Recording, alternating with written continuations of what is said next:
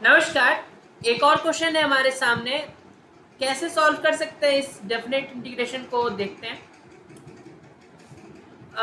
थोड़ा सा मुश्किल लग रहा है, लेकिन यहाँ पे x power n minus one देख के मुझे एक चीज़ याद में आ रहा है। हालांकि सिर्फ ये चीज़ देख के आ रहा है, बाकी कोई भी चीज़ हमें कॉमन नहीं दिख रहा है कि गामा एन वो क्या होता है।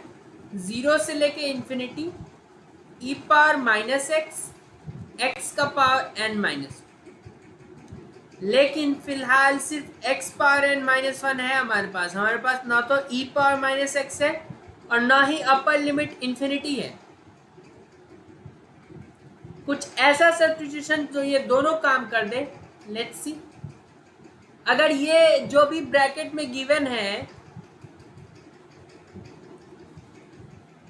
दिक्कत दे रहा है तो ठीक है, उसको टी मान लेते हैं। तो यहां से वन बाई एक्स क्या ई पावर टी हो जाएगा। हमें ई पावर टी नहीं चाहिए होता, ई पावर माइनस टी जैसा कुछ चाहिए होता है। ठीक है, एक्स यहां से ई पावर माइनस टी हो जाएगा और डिफ्रेंशिएट करें तो डी एक्स हो जाएगा ई पावर माइनस टी और साथ में एक नेगेटिव साइन डी टी।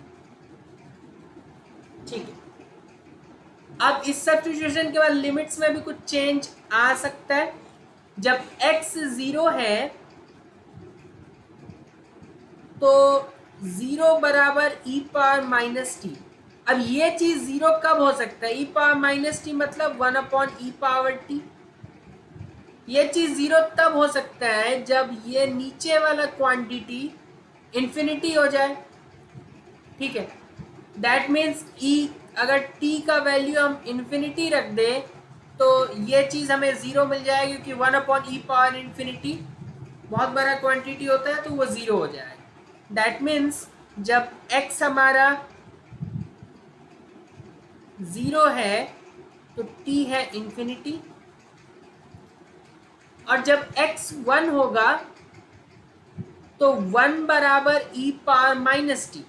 ई पावर माइनस टी वन कब हो सकता है, जब t का वैल्यू जीरो हो जाए।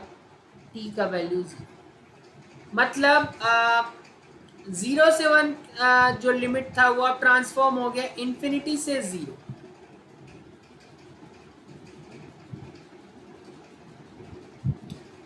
इसके अलावा हमारे पास है x power n minus one, तो वो हो जाएगा ई पावर माइनस टी का power n minus one. Log base e one upon x.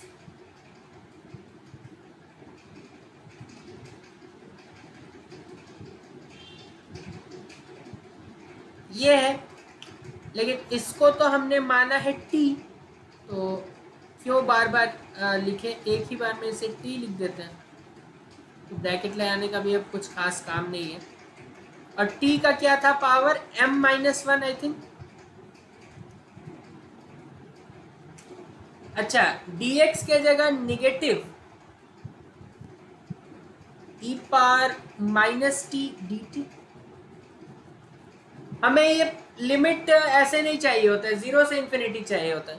तो हमें पता है कि लिमिट अगर हम इंटरचेंज करें, अपर को लोअर करें लोअर को अपर, तो एक माइनस साइन बाहर आता है, तो वो माइनस साइन इससे कैंसिल हो जाएगा। तो अगले स्टेप में हमारे पास सिंपली जीरो से इंफिनिटी आएगा। अच्छा, E power minus T N plus T यहाँ से और माइनस टी यहाँ से, तो हमारे पास सिर्फ बच जाएगा ई का पावर माइनस टी एन, यहाँ से बच जाएगा। ठीक है, और टी का पावर एम माइनस वन यहाँ से।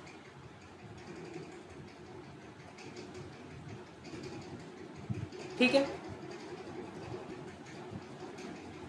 और डी। अभी भी हम उतने अच्छे पोजीशन में नहीं है, क्योंकि ई का पावर माइनस टी ना होके एन भी है साथ में। अगेन एक और सब्स्टिट्यूशन लेना ही पड़ेगा हमें, हम कुछ कर नहीं सकते इसका। तो एन टी को अगर हम कुछ और मान लें, लेट्स से यू मान लें, यू हमने यूज नहीं किया है, तो यहां से टी हो जाएगा यू बाई एन, तो डी टी हो जाएगा डी यू बाई एन। ठीक है, अगेन लिमिट्स में इस बार भी कोई चेंज नहीं आने वाला है, तो वो तो 0 से इन्फिनिटी ही रहेगा। और ई पावर, अब एन टी को हमने यू मान लिया तो ये माइनस यू हो जाएगा, और t का पावर m माइनस वन। अब t है u बाई एन, तो u बाई एन का पावर m माइनस वन, और dt के जगह du बाई एन। ठीक है, n का पावर m माइनस वन इधर से, और पावर वन डिनोमिनेटर का बात कर रहा हूं मैं, 1/n का पावर m माइनस वन, और यहां से +1, तो 1/n का पावर m, जिसे हम बाहर लिख सकते हैं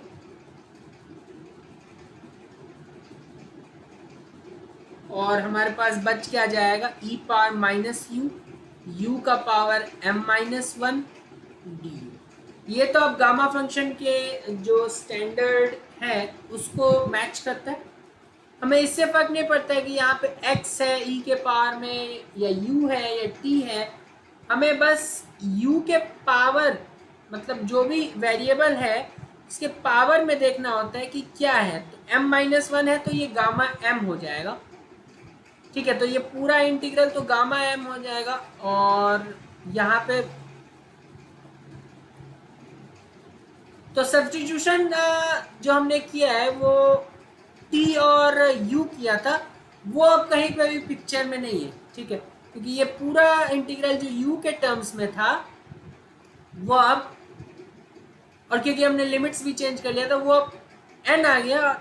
n से तो कोई दिक्कत नहीं है हमें, ना ही m से है, क्योंकि वो ऑलरेडी था हमारे प्रॉब्लम का पार्ट। ठीक है, तो ये हमारे पास फाइनल हो जाएगा, विच इज 1/n का पावर m और गामा n। ठीक है, सॉरी, गामा m, क्योंकि जो भी u के पावर में है m माइनस वन है तो m। डेफिनेशन आप देखें फिर से, यहाँ n माइनस वन था तो गामा n। ठीक है, m माइनस वन तो गामा n। ठीक है, तो आई थिंक आसान लगा होगा। हाँ, थोड़ा सा लेंथी तो था ही पिछले प्रॉब्लम से कंपैरिजन में, और सीधे देख के आप गामा फंक्शन लगाना ये भी नहीं बोल सकते। हाँ, बस ये देख के लग सकता है, वो भी हर बार ये हमें लगे ऐसा जरूरी नहीं है, लेकिन ठीक है, ये एक तरीका हो सकता है सॉल्व करने का। 2 बार सब्स्टिट्यूशन हमें करना पड़ा, और फाइनली हमें गामा फंक्शन का यूज करके इस इंटीग्रल को किया सॉल्व। ऐसे और क्वेश्चंस आपको मिल जाएंगे गामा फंक्शन नाम के प्लेलिस्ट में। बहुत बहुत धन्यवाद।